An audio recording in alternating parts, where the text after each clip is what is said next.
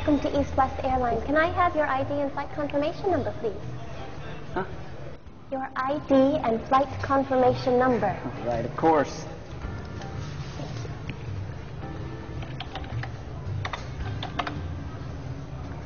Thank you, Mr. Jacobson. Mm-hmm. Will you be checking any baggage today?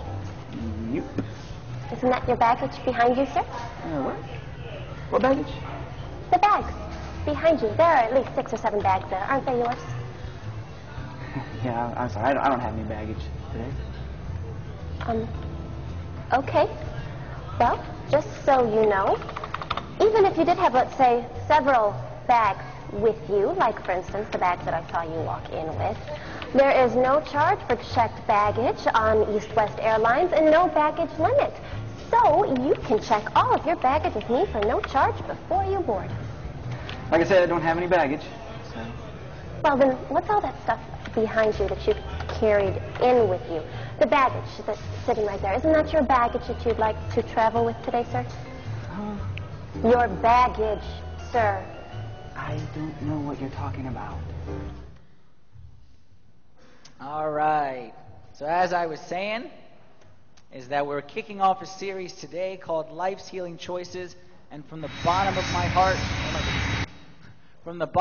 heart, I want to tell you that I am so excited about this series, about what this series is going to do in the life of me. And what I decided is that this series is so important and so critical. I don't care who listens and who reads the book and who follows along. Every single person needs it, but I don't care, because the person who I know needs it most is myself. And trust me, you stick with this series and you're going to find God doing things in your life that you thought wasn't even possible, that you may have been struggling with for years to get past and get over, and baggage like the guy in the video, and you watch what God's going to do if you stick with us in this series. Before we jump in, one of my memories as a young child, one of the things that every young child looks forward to is summer vacation, and especially the family trip to the beach. All right?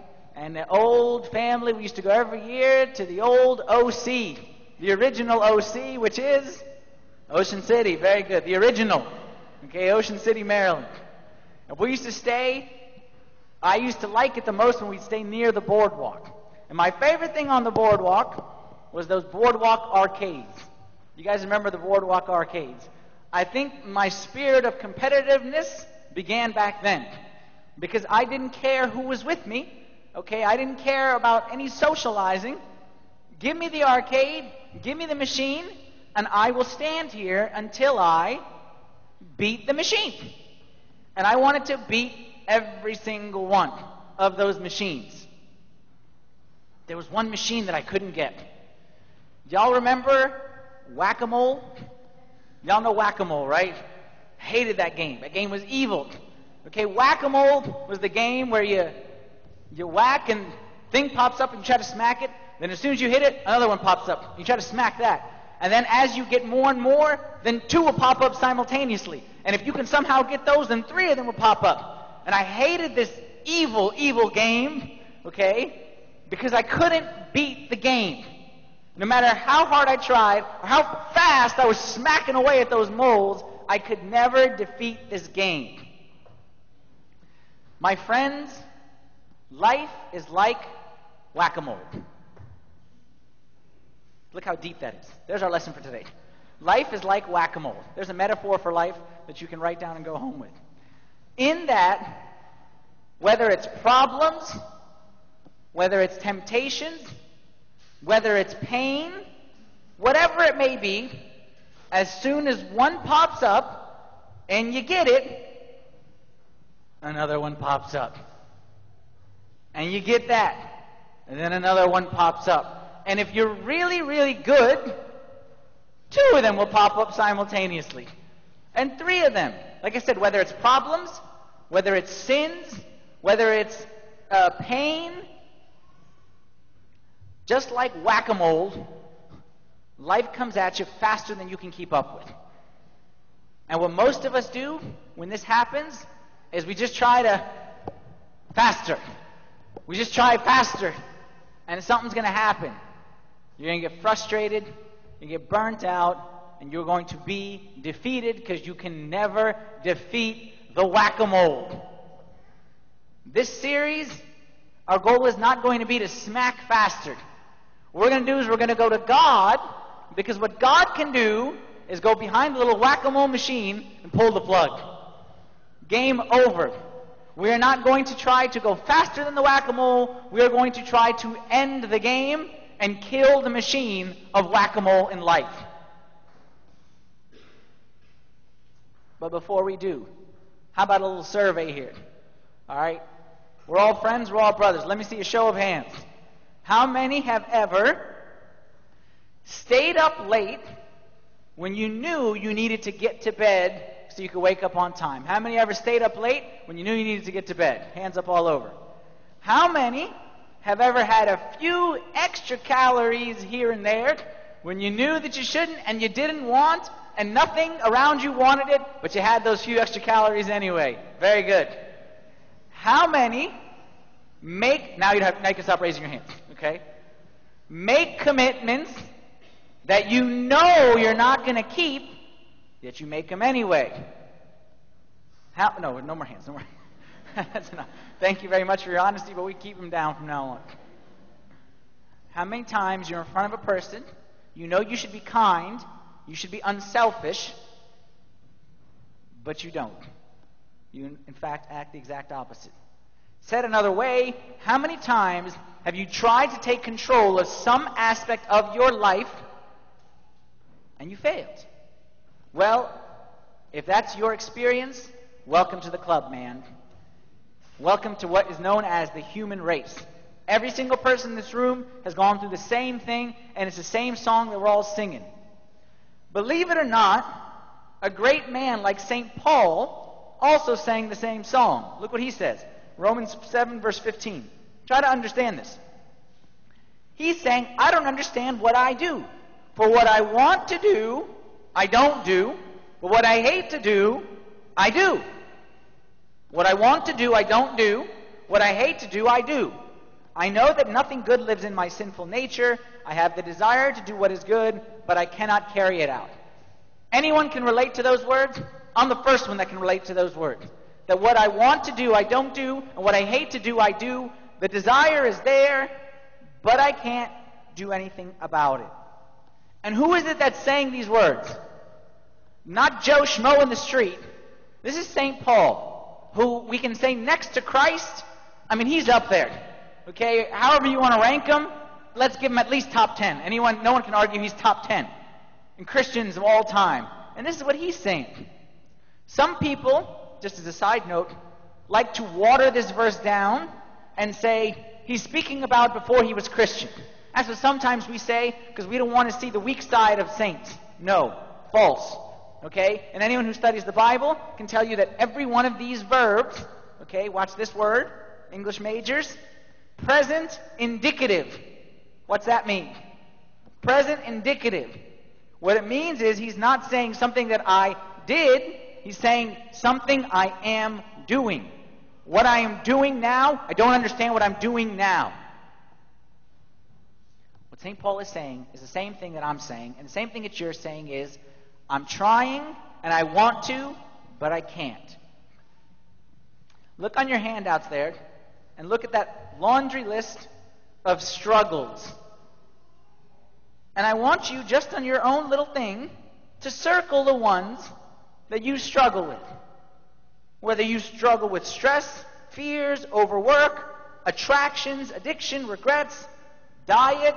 Maybe every one of us needs to circle that one. You can put exercise next to that. Worry, bad habits, anger, dishonesty, need to control, finances, relationship, painful memories, perfectionism, resentment, compulsive thoughts. Circle those moles that keep popping up in your life. Which of those moles do you see on a regular basis? And no matter how you smack it down, it keeps shooting back up stronger than the other one. Question for you. That laundry list, which is very diverse and very different, every one of them has the same root cause. Every single one of them has the same root cause. What's the cause? Write this down. The root cause of all those little whack-a-mole guys is when I try to play God. I try to play God. The root cause is when I say, God, I know you want me to do this, but I am choosing to do this. I'm choosing to ignore your commandment and ignore your guidance, and I'm choosing to do what I want in my life. Go back to the first temptation of mankind.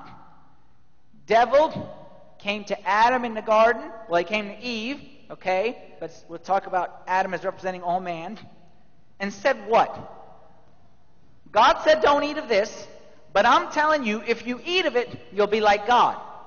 Adam's sin was not a sin of ignorance. He knew full well, God told me don't eat of this. And that's why as soon as he did it, he knew he was guilty. It wasn't a sin of ignorance. God said don't eat this, but Satan said, if you eat this, you'll be like God. Ezekiel chapter 28, verse 2. In the pride of your heart, you say, I am a God. But you are just a man and not a God, though you think you are as wise as a God. Gets ourselves in trouble because we think we know better than God. And we think we know what's best for us more than God does. And God says this, but I'm pretty sure this is what way to go. You don't believe me? You think it's just Adam? How many people know what God says about fooling around before marriage, but they think they know better? How many of us know what God says about honesty, but we think we know a better route? I'll give you one for all the strong believers, the strong Christians, not the pagans, the strong Christians. How many of us know exactly what God said about tithing, and we still think that we know a better way? Every time you hear God's voice and you do something different, you are playing the role of God. You are putting yourself in that position, and that's not a good place to be, because, as the book of Proverbs teaches us, a man's pride will ultimately destroy him, or as it says, a man's pride will bring him low. That's the root of all your problems, all your baggage, all your pain, all your hurts, all of it is because you put yourself as God. So what we need to do, if that's the problem, then we need to go to God for the solution. What we're going to do in this series is we're going to look at the most famous sermon in the world, the Sermon on the Mount, Matthew chapter 5 is where it begins. And we're going to look at the first 8 sentences, which are called the Beatitudes. The blessed are those sentences. And every week we're going to look at a different blessed are. And what you're going to see is our Lord Jesus Christ gave us in these Beatitudes a formula of how to live a blessed and happy life. We're going to start today with the very first of them, which is we're going to call the first healing choice. Every week, a beatitude is going to say, blessed are you if you do something. And that if you do something, that's a choice that you make. And every week, we're going to look at a different choice that we need to make. And if you stick with these choices, what you will find is you will find blessing. Before I jump into it, okay, just so we get on the same page, when it says blessed, okay, it says like here, it says, blessed are the poor in spirit, for theirs is the kingdom of heaven. The word blessed, what does blessed mean? Blessing is one of those words that give me blessing. Everyone knows they want it, but we don't really know what it is. Another word that oftentimes, it's the same, the word in Greek is makarios, okay? And sometimes, or makarismos. Sometimes it's translated blessed, other times it's translated, like I heard someone here in the front, happy. Some translations of the Bible say, happy are the poor in spirit. So look at here, the Lord's sermon.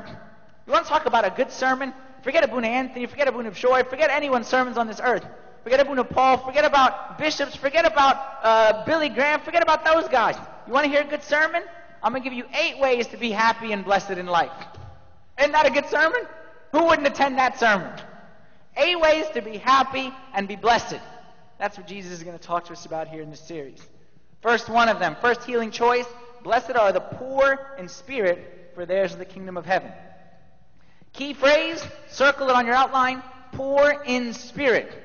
I wish it had said poor in wallet, okay? Because then I'd be maybe on track, okay? And some of us can relate to poor in wallet or poor in bank account, at least so we think. But it's not talking about physical poverty. It's talking about spiritual poverty. What's spiritual poverty?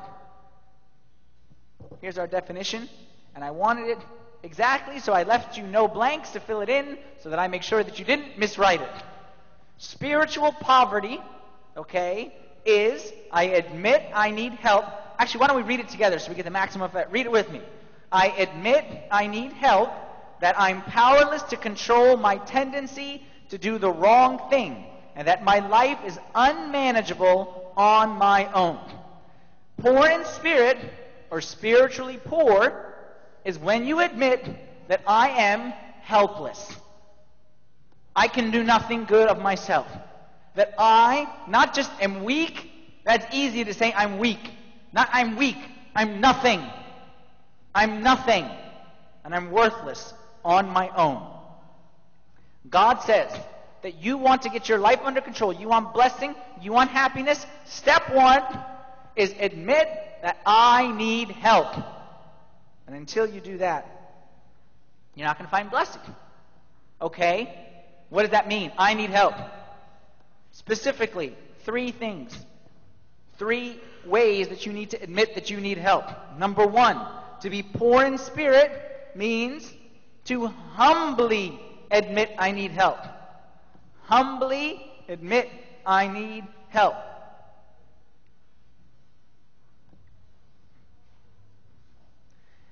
The title of our topic here today is the reality choice. Okay, every week is a different choice. This is the reality choice.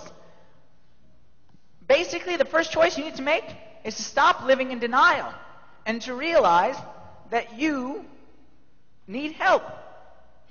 Our Lord Jesus Christ said, y'all know that famous verse about you shall know the truth and the truth shall set you free. But here's the thing about the truth. While the truth may set us free, the truth about the truth is that we don't like the truth. The truth about the truth is we don't like the truth. And some would even say, we can't handle the truth. We don't like the truth.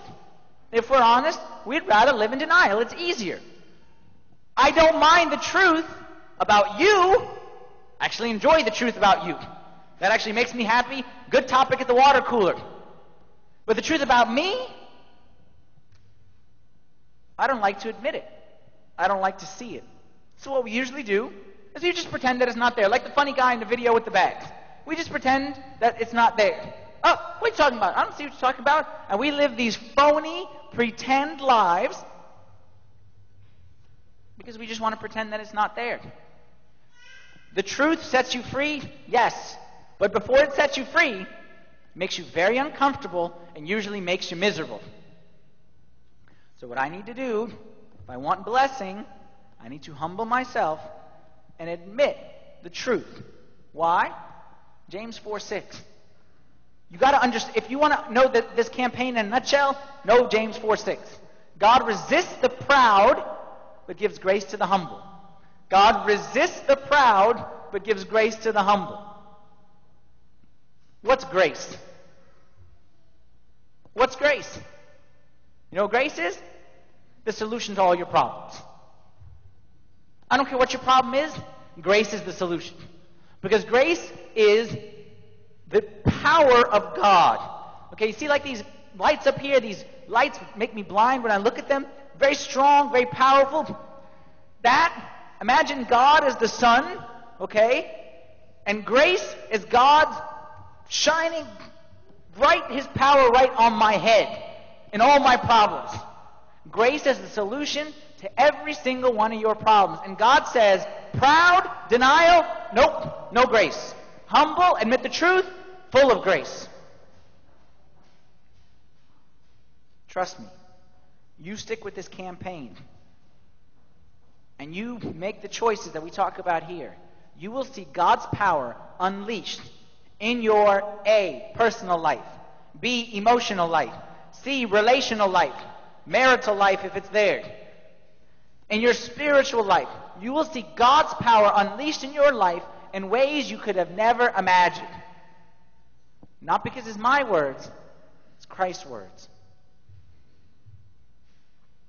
But you are not going to get there without this step of honesty. Specifically, 4 things. Admit.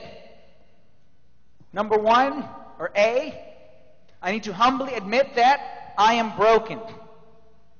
Humbly admit that I am broken. And when I say I'm broken, I don't mean broken in the intangible, spiritual sense of give me brokenness, whatever that may mean. I mean, simply put, this machine doesn't work. This is broken. It's got defects. It's got faults. And I need to admit that it's not working right. The whole world around. The Bible says that our world has been corrupted by sin. We live in a fallen world. The weather is broken. God didn't intend for the weather to be like this. It's broken. The economy is very broken. Relationships are broken. Our DNA is broken. God didn't intend for some DNAs to be that way and have the deformities. It's sin that brought all the broken into the world. So we must admit that we're broken and something isn't right inside of us. Romans chapter 8 verse 22 says, we know that the whole creation groans and labors with birth pangs together until now. The world is broken. The world is confused. The world is groaning. And if you're honest, look around at society outside and you'll see the effects of it. Aren't people today confused? You wouldn't say that people today are confused? You got people trying to be things that they're not. Confused. Young people trying to be old people. Or young people trying to be old people. Old people trying to be young people. You have men trying to be like women. Women trying to be like men. People are confused. You have husbands trying to be like wives. Wives trying to be like husbands. People are confused.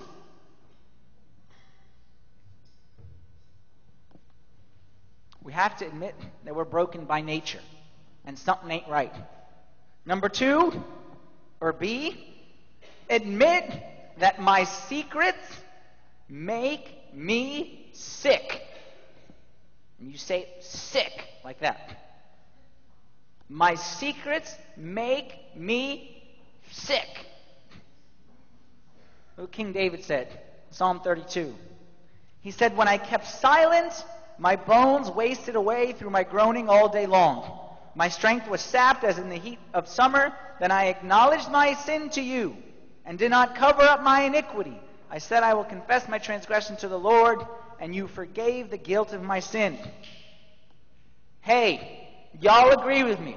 When there's something inside there, and we're holding it in, and some people especially are very much worse than other people, and then it comes out, y'all know that to be true, right? I read a nice little quote. It says, what's making me sick, it's not so much what you eat, but rather what's eating you. It's not so much what you eat, it's what's eating you that makes you really sick.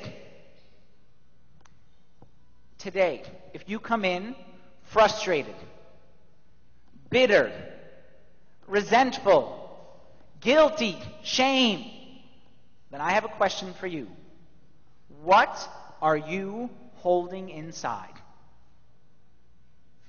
What are you holding inside? My secrets, when I hold them, make me sick. When I let them out, makes me feel better. Trust me on this one.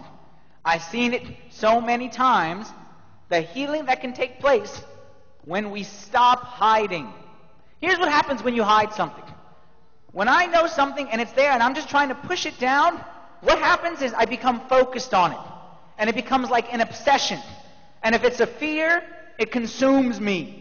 And if it's a resent, it eats me. And if it's a worry, it takes me over because it becomes an obsessive compulsive kind of thing. Until I let it out and I feel the relief that comes with it. Let me ask you the question this way. What are you today pretending isn't a problem? What are you pretending isn't really there? You want to get to the source of a lot of your sickness? Answer that question. Letter C, going right alongside that one before it, is that I must humbly admit, because to admit it is to defeat it. To admit it is to defeat it.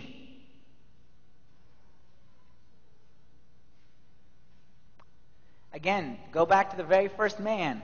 When Adam had a little boo-boo, and he made a bad decision, and he knew he was wrong, what did Adam do? He did what me and you would do. He hid. Oh, sorry. It's not up there. All right, we'll get to that one in a second. Forget Adam for a second. Proverbs 28, verse 13 says, exactly like I was saying, that the first step to defeating it is admitting it. He who covers his sins will not prosper, but whoever confesses and forsakes them will have mercy. Best cartoon of all time when we were kids was G.I. Joe. Okay? So I don't know how you didn't get that one. G.I. Joe. And the famous sentence at the end of every G.I. Joe that G.I. Joe taught us, okay, and now you know, and knowing is half the battle, and you guys are pathetic when it comes to G.I. Joe trivia. Now you know, and knowing is half the battle. Admitting your problem and admitting whatever it is that's inside really is more than half the problem. I want to say it's 90% of the problem. Solving it is easy. It's discovering it and admitting it and bringing it out into the open. That's what causes a problem. Let me ask you a question. How hard is it to defeat the boogeyman? How hard is it to defeat the boogeyman? The hardest part of defeating the boogeyman is what? Opening the door to the closet. Once you open the door to the closet, the boogeyman, in all his splendor and glory, becomes very much manageable. Wouldn't you agree with me? Becomes very easy to manage the fear of the boogeyman once you open the closet. But opening the closet is the big step. What I'm talking about here is opening the closet in here to the things that are making me sick. I don't know how to quantify this. I don't know if anyone out there in the science world is smarter than me that can come up with a number for this one day. If we could measure the amount of energy and stress that it takes to cover and hide and pretend, the amount of energy and stress and tension and time that it takes to hide the things that are inside, it drains you. It tires you out, trying to pretend to be something that you're not. Imagine if we took that energy and focused on solving it as opposed to hiding it. What a relief. Letter D. I must admit, backside of your handout, that what's keeping me stuck is my pride and my fear. That the reason that I don't want to open the door is because I'm proud and or I'm scared. Now we'll get to our man Adam. When Adam sinned and he knew he made a mistake and he knew that he had done the worst thing possible, what did Adam do? Or what does it say? Genesis 3:10. I was afraid because I was naked and I hid myself. I was afraid because the door had been opened. I was afraid because I had been exposed. I was afraid because people could see inside me. So I hid myself. Other example, the parable of the talents. The guy who gave the guys the talent, and one guy went and buried and hid his talent. Why are you buried, man? By Matthew 25:25. I was afraid and I went and hid your talent in the ground. Why Adam hid, why this fool buried his talent? Easy. I don't want anyone to see the truth. I don't want anyone to see the weakness, so I hide. And even if I hide behind a little fig tree, and I'm hiding from God who made the fig tree, And God who's all around. I'm hiding behind this little fig tree. I don't want anyone to see. I don't want anyone to know. It's your pride and your fear that keeps you from getting unstuck more than anything else. There was a book written in the 1970s, a very popular book, became a bestseller. It was called I'm Okay, You're Okay. Anyone ever heard of this book? Okay, some people. I'm okay, you're okay. The premise of the book was that it's not that big a deal. That if you just kind of take life easy, everything will be okay. Don't make such a big deal. I don't really think the guy who wrote that book knows what he's talking about. And I don't think that everything is okay. I think, in fact, the opposite. I think that you're not okay, but that's okay, because God will make it okay. How about that as a title? Okay? Okay? Sounds okay, thank you. You're not okay, but that's okay, because God will make it okay.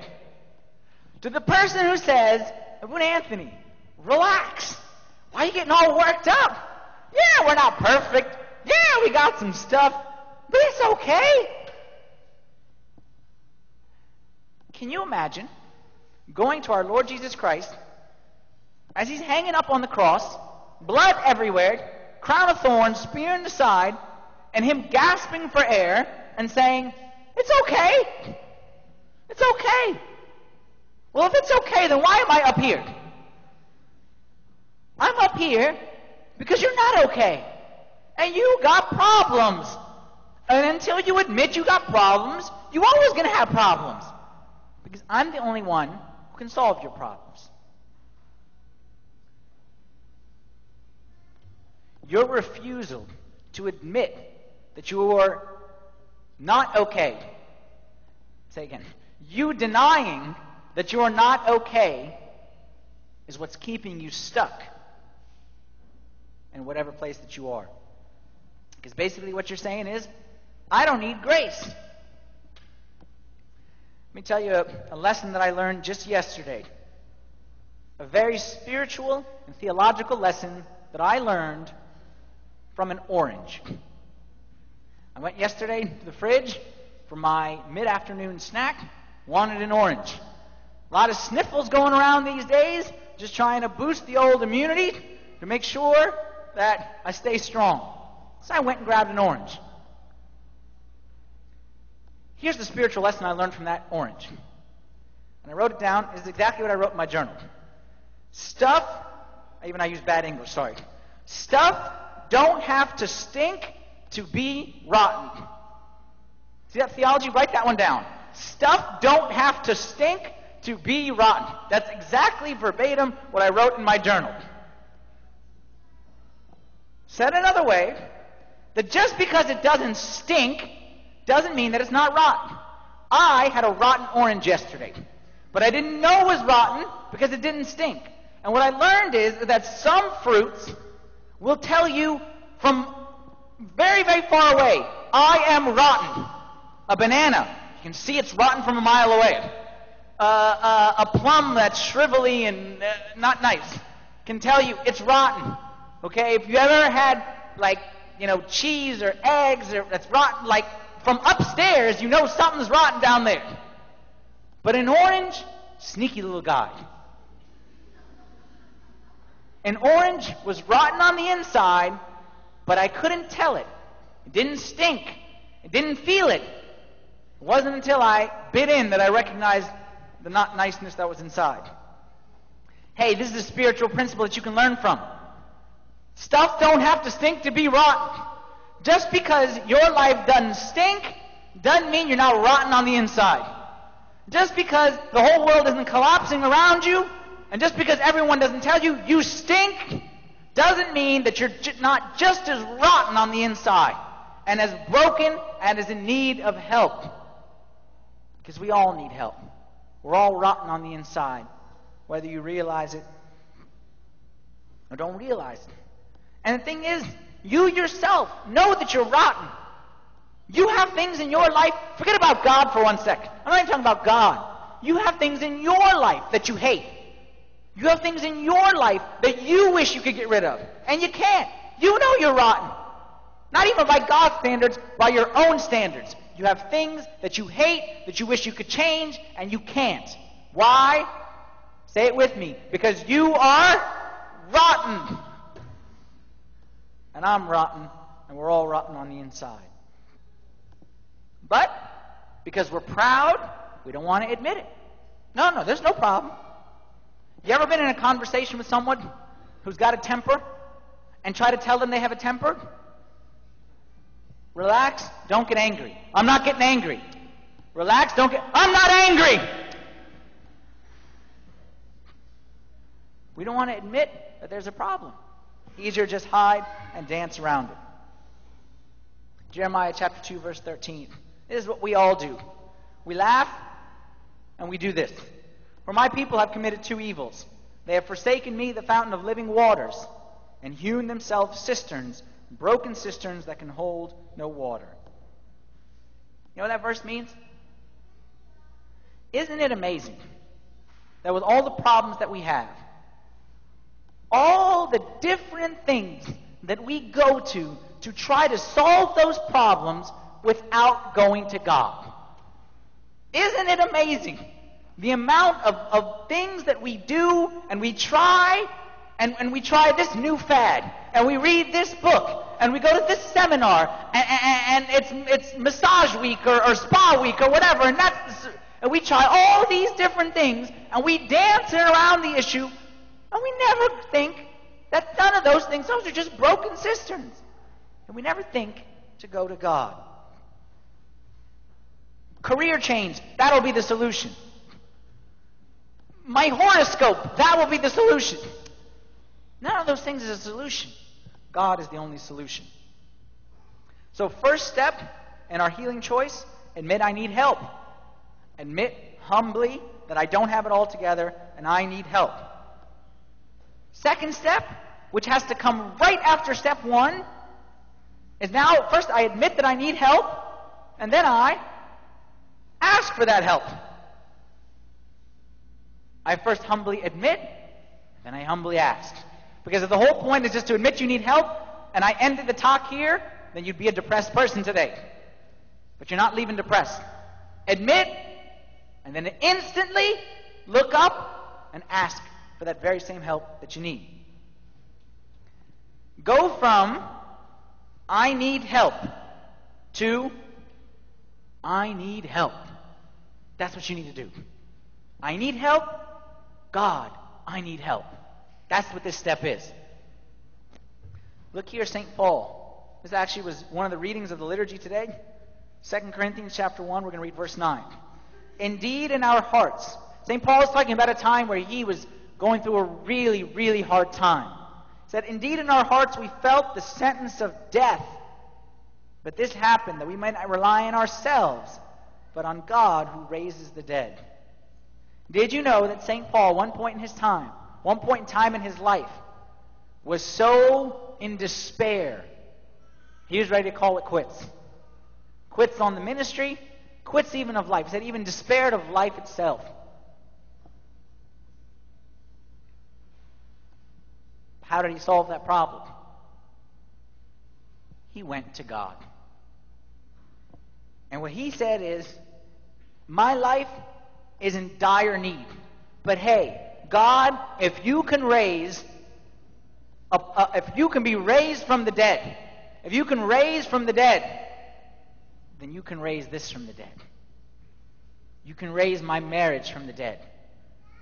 You can raise my self-esteem from the dead. If you can fix that whole crucifixion situation, and that whole burial in the tomb situation, and you can bring life out of that, you can bring life out of this. God's specialty is to bring good from bad. Any idiot can bring good from good. Not anything special. God can bring good from bad. Life from death. That's God's specialty. So, this step, ask God for help. And I know it sounds simple, But I want to ask you a real question. And I want you to dig, not in your heart, not inside your heart, deep, deep, deep inside your heart. Dig deep, deep, deep inside your heart and answer this question. Have you ever gotten on your hands and knees and said, God, I am helpless, I need you? Like, not just here, saying it here, but from here. And not even here, but deep, deep, deep inside. Said, God, I am utterly helpless and worthless without you. I need you more than anything else in this world. You ever done that?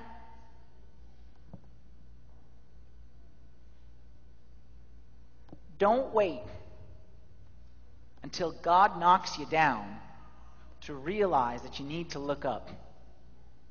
Some of us are so stubborn in life that the only way to get us to look up to God is to knock us flat on our backs. And as your friend, I'm telling you, don't wait for that. Don't wait until you are flat, and don't wait until everything has fallen apart, and don't wait till everyone has left. Don't wait. There's two ways that people come to God. Some come by seeing the light, others by feeling the heat. Trust me, don't get to that point. Admit you need help, ask for help. And then number 3, first we admitted, then we asked.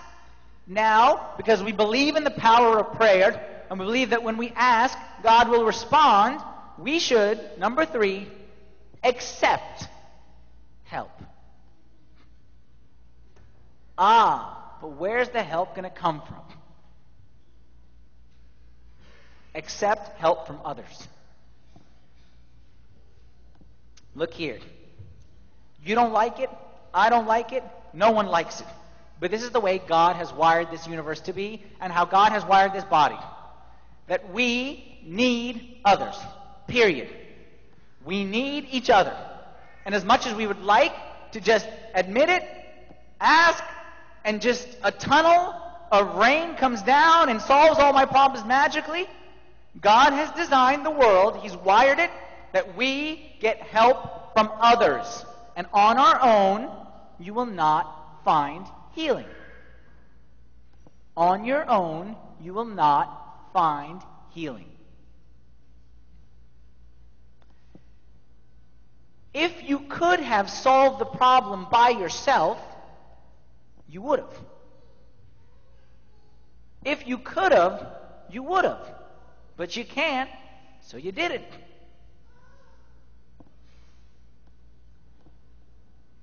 I'm going to give you another verse right now. Moving forward, I give you this verse. Everyone take a deep breath. Everyone wake up. Take a deep breath. This verse is the essence of this campaign. Ready? A very powerful verse. That if we understood this verse, we'd see real healing. James 5:16. Confess your trespasses to one another and pray for one another that you may be healed. Everyone circle the word healed. Some people, I don't want to deal with others. I confess to God. I deal just straight with God. I don't need to have relationships. Won't God forgive me? Look, the issue is not forgiveness, not forgiveness. That's not the issue. The issue is healing. And yes, you may be able to be a complete phony in front of others. And no one knows your weakness. And yes, you go to your priest, you confess, and yeah. Forgiveness, okay. But you're never going to find healing. You're never going to find healing in life until you learn to be transparent with others. To accept help from others. I read a nice statement. It said, revealing your feeling is the beginning of healing. Revealing your feeling is the beginning of healing. It's a good one, isn't it? I tell you, I see this all the time. Sometimes someone comes to me, and maybe some people here are some of those people, and says, Abuna, I need to talk to you. I'm going to tell you something I've never told anyone. Right there, as soon as they say that, in my head, the sirens and the whistles are going off. We have a winner. I know I'm about to see someone experience healing. I don't care what they say. I know someone who says, I've had this for the longest time, and I couldn't tell anyone, but I'm going to tell you now. That's a person who's about to experience healing. Because you will never, ever receive healing until you learn to humble yourself in front of others. It's not me. It's not my system. Believe me, I'm the most antisocial person in the world. If I could have set it up, the healing would come via an email or a tweet of some sort. But it's not my system. It's God's system. Did God pick 12 individuals and meet with them one-on-one very regularly? No. He made them live together. When God sent them out, He sent the 70 out. Did He send them out each individually and report back to me individually? No. Go together, learn to like each other, and deal with each other. When God wanted to leave something on this earth, He didn't leave the Bible for us to read. He left the church for us to belong to. And that's why you see in the early church, everything was around relationships. And that's where this idea that we talk about here in the church, that you have heard about this whole KFG, Koinonia Fellowship group, or small group, or Bible study group, whatever you want to call it. You'll never, ever, ever be healthy unless you can find people to be honest with. I'll be honest, I feel sorry for the person who doesn't have a good fellowship group. I feel sorry for that person. Because that person is like a soda can that just keeps getting shaken up. And he's going to explode one day.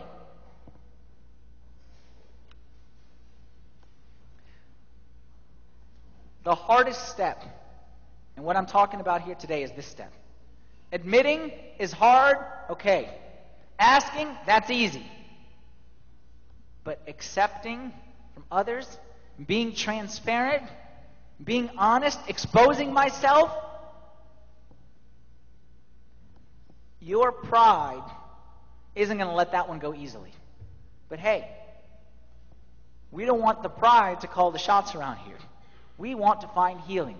And the Bible said that God gives grace to the humble. So if we want that grace, you will never be truly humble unless you learn to be before someone and be able to admit problems. Now, when I say that, I'm not saying you have to admit it to the whole wide world, or we have to announce it in the bulletin or put it online or something like that. Okay? I'm saying each one needs, I don't want to be specific, but I'll give you a generic example. Your father of confession, you need a spiritual father that you are very transparent with, 100% transparent with. And if you can't be transparent with your spiritual father, you got problems. But then you need more than just that. You need that, but you need more than just that. Because let's be honest, if I'm the spiritual father, I mean, for what? 100, 200, 300? I barely even remember the names of the kids, the spiritual kids. This is not what's going to keep you through it. They're confessing once every 6 months. That ain't going to get you through it. What you need is people that you see regularly. That's why we insist on these KFG things. And that's why we insist on you being part of a group, a fellowship group, where you can be honest. It's not the whole world, but it's a small group. For those who struggle with this one, okay, and the whole idea of the small group, the KFG, here's what I'm going to tell you. Do this. Don't join for life, but just for my sake, okay? And if you're Egyptian, like I'll do the guilt thing. Like for my sake, and my mother's sake, and my mother's mother's sake, okay? For my sake, just do it. Sign up for this campaign. Just for 8 weeks. It's between now and Thanksgiving. It's just October, November. Sign up for a group between now and the end of this campaign, and after that, if you don't like it, light the group on fire for all I care, okay? Take your card and set it on fire. That's fine. Okay, good riddance to them, fine. But give it 8 weeks, just try it. What do you got to lose? I think you got a lot to potentially gain.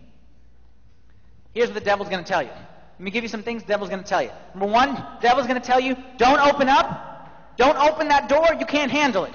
Once you open that door, Stuff is going to come out, and it's going to be too much. You can't handle it.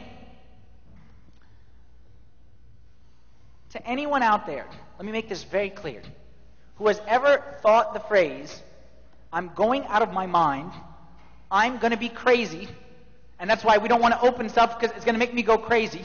If you've ever thought, I'm going out of my mind, I'm going to be crazy, you're very normal. You're 100% normal. Number one, we've all felt that way. Number two, what I have discovered in getting to know people is that crazy people aren't worried about being crazy. The people who are worried about being crazy are the normal people. So if you're worried about being crazy, you're probably on the right track. It's the crazy people who are just openly crazy and have no problem about being crazy. So the fact that you're worried, don't worry. You'll be okay. Because in the end, we're all a little crazy. Right? Everyone here is crazy. Anyone here not crazy? Anyone? Everyone here is crazy, right? Everyone look at your neighbor and say you're crazy. Go ahead. Say you're crazy. And say I'm crazy too. Yeah, everyone tell you I'm crazy. Very good. We're going to be St. Mark, Crazy Orthodox Church from now on. Okay? Very good. You're crazy, I'm crazy, but the good news, we're all crazy together. We're all in the same crazy people boat. So don't worry about opening up and getting a little uncomfortable. You're not crazy. Second thing devil's going to tell you is that if you open up this stuff, people are going to look at you bad. And people are going to look down on you.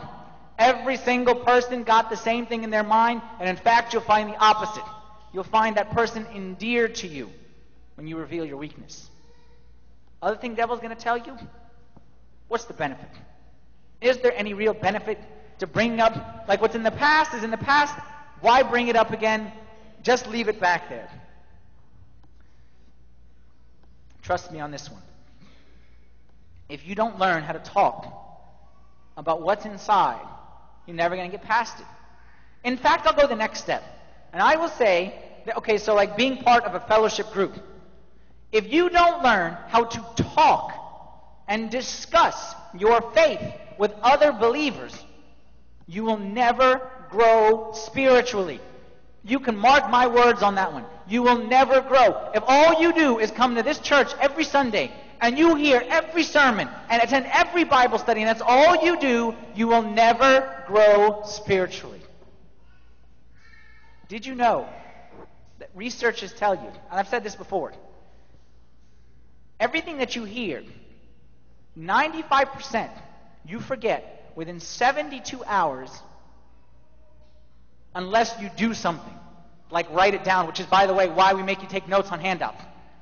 Because if you don't take notes, 95% of everything that I say here today, which you say, oh, it makes sense and it's good and this and that, by Wednesday morning, all of this work that I put in, the hours and hours and hours, by Wednesday morning is 5% is all that's in your head. I know people who have attended church for years. Attending church doesn't make you grow spiritually in and of itself. It's part of the process, but it's not all the process. We need to love the Lord God, all your heart, soul, mind, strength. You need to love Him and learn about Him and grow total body. So, for example, this is what they teach you in school, right? Some people learn by listening. So those people, sermons, Bible study, very good. Some people learn visual, and I tend to be a visual person. So those people need a book. That's why during this campaign, you'll stop by at the table in the back right there, and there's a book that's associated with this campaign. This book is fabulous. Fabulous. And I highly encourage everyone to get it. It's only $10. That's the exact cost. We paid like $9 something with shipping. It's $10. Pick it up in the back. And here, I'm even going to do this for you. You don't have $10? Take a book, honor system. Bring $10 next week. I want everyone to have a copy of this book, and I want you to start reading right away. Because listening isn't enough. We need visual as well. In addition, sometimes we need talking. That's where these fellowship groups come into play. We also need doing. And every fellowship group is going to have a project. We're going to have a homework assignment at some point in time in this campaign. A chance for you to hear, to see, to talk and to do something about your faith. The point is that God wants to do something great. God wants to do something special during this time in this campaign, and we got to be ready on all fronts. I want to leave you here with this verse. Romans chapter 5, verse 6. You see, at just the right time, which is right now, because God works just the right time, when we were still powerless, Christ died for the ungodly. Here's what I want you to do for the rest of this campaign. Like I said, we're committed. We're going to be here every Sunday. We're going to listen to the talk. Number 2, we're going to read the book. You're going to pick one up today, and you're going to pay your $10. If you don't got $10, just take it. Bring your money next week. Number 3, and by the way, with the book, every week, there's like a chapter. Okay, so it's like 10 pages a week or something easy like that. So it's not difficult at all. But don't read ahead. Okay, just read the chapter for this week. Number 3, what's number 3? Oh yeah, you're going to be part of a small group, a fellowship group of some sorts, and even if you hate them and hate me and hate the world, you're going to do it just for 8 weeks, just to give it a try, and then afterward, money back guarantee, total refund. And then, what you're going to do throughout this whole time is you are going to focus. This is like the one time I'm going to give you permission to be a little bit selfish in life. You're going to focus on me. You're going to focus on inside me. And we're going to go inside, and we're going to dig, and every one of us got something that's broken that we're trying to hide, and we're going to discover it, and we're going to uncover it. One last thing I'll say, which is a note especially to the college students, okay? Because this topic is so important, and is something which is every one of us needs, okay? We're actually going to start a new ministry, which is going to start specifically for the college students, but for you old-timers, hopefully going to expand into the old-timers as well. It's going to be called Start Fresh, Live Free. And it's going to be a 14-week program, okay? It's going to meet on Tuesday nights. There's a brochure here in the back, okay? You can pick up one of these brochures on your way out, okay? And basically it's taking this topic that we're talking about, but going really in depth. And I guarantee that those who commit to that program will find true healing like they never found before. Here's my point that I'm trying to tell you, and I said it in the sermon, and I'll say it again, and it's right here in this verse. God is coming to heal. God is coming to heal. And every single one of us is in need of healing. So if you today say, Lord, I need healing, admit it, ask for it, and get ready to accept it. Let's stand for a prayer.